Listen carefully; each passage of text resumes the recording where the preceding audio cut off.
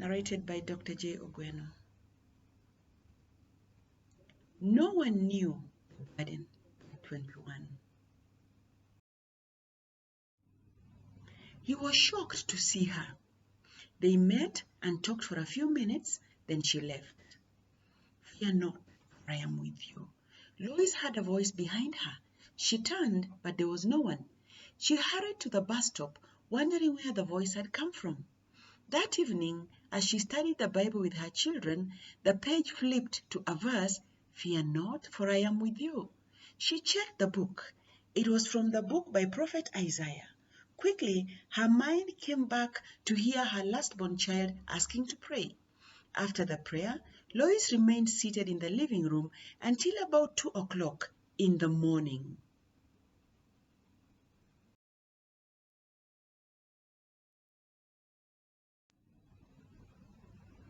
Three months later, Richard walked out of Kodiaga prison. Lois had gone to get him out. When the paperwork was over, they took a matatu and went home. Richard was shocked that they drove to a different house than he had known. The children welcomed him warmly and he felt at home. He noted that Lois and the children attended church regularly and no alcohol was kept in the house as before. She was more careful with her words, even with the children, especially when they angered her. She was just different.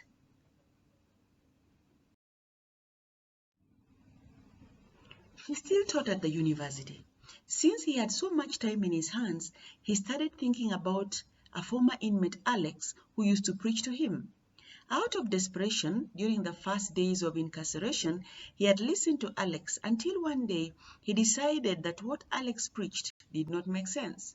If God loved him, why did he allow him to go to prison?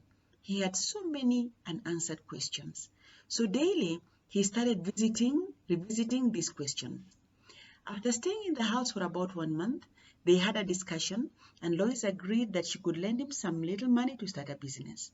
Soon, he was so busy selling his building materials that he did not notice a year had gone by since he left prison.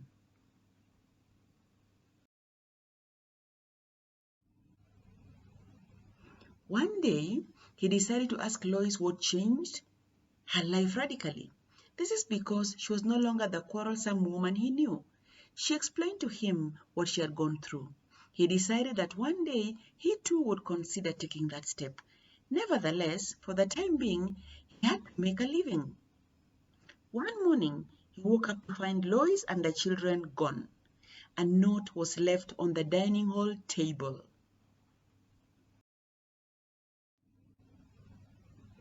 Dear Richard, I'm so sorry it had to be this way. I just wanted to do the right thing by my God. I did a background check on you this past year and I discovered that you had a wife and 2 children. Due to my faith, I cannot continue living with a married man. Thankfully, you never deceived me into a wedding. Please look for your wife and children. I will be all right. My children had grown to love you a lot and I appreciate the part you have played in their lives. I have explained a few things to them, so do not worry about us. May you also find what I found in God. All the best, Lois.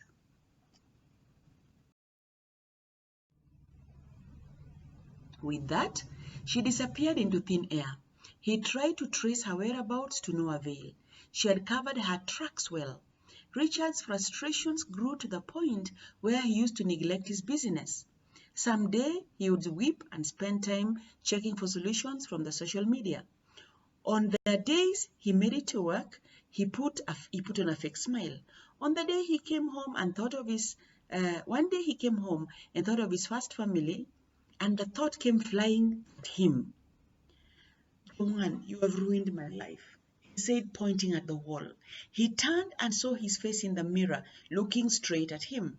He looked at his hand and noticed that 3 of his fingers were pointing back at him. Despair filled his heart. He knew the truth.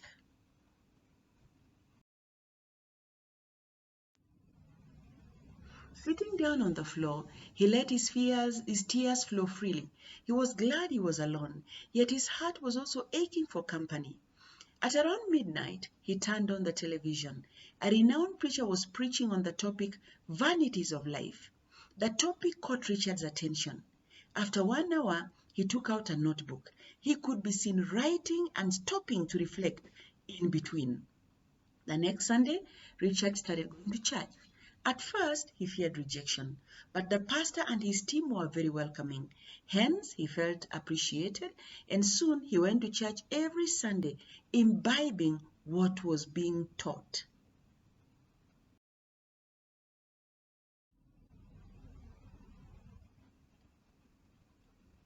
Exactly a year after Lois left, Richard knelt at the same place she had knelt and committed his life to Jesus.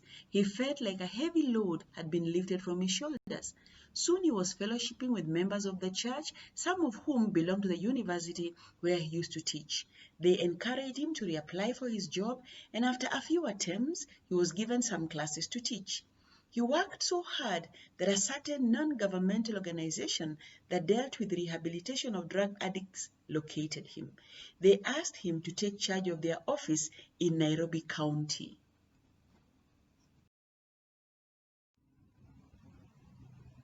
That is how Richard Ibera landed in the city of Nairobi. He got a residence within the Milimani area and decided to go to Christ the Lord Church, which was near his house. Every day, his prayer was, Lord, let me make a difference in someone's life. If you can use anyone, here I am.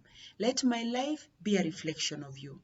And meeting Riziki had been an answer to that prayer.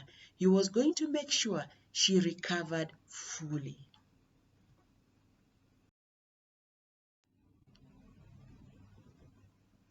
Chapter 11. When Joanne came back to Mombasa after her torturous visit to Eldoret, she resolved to work harder than ever with the hope that someday she would be able to track her children and provide for them. She kept adding her stock and her business grew. Her greatest strength was in her ability to keep accounts. Her records were kept with precision. Soon, she looked for a larger house with 2 rooms to transfer her hotel. In addition, she opened a women's clothing and jewelry shop. The proximity of her business to Mwani University made students be her major customers. However, her fame grew until the working class also became her regular customers. She opened another branch in Malindi town. Let's go to that hotel. I hear it sells the tastiest food around. Yes, I'm actually starving.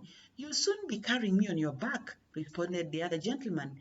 In no time, the 2 young men were waiting for the waiter to take their order. She came and took their order and expressed that if she did not hurry, they would die of hunger and she would be held totally responsible. With that, they were all left laughing. Ma'am, we have to hurry this order. The 2 men said they're dying. She looked as she entered the kitchen. Okay, hurry then. Let me see how the other customers are doing. We don't want corpses around. Joanne smiled as she left the kitchen. She went round the tables and was just about to speak when one of the young men looked at her direction. Maximo, he screamed. To be continued.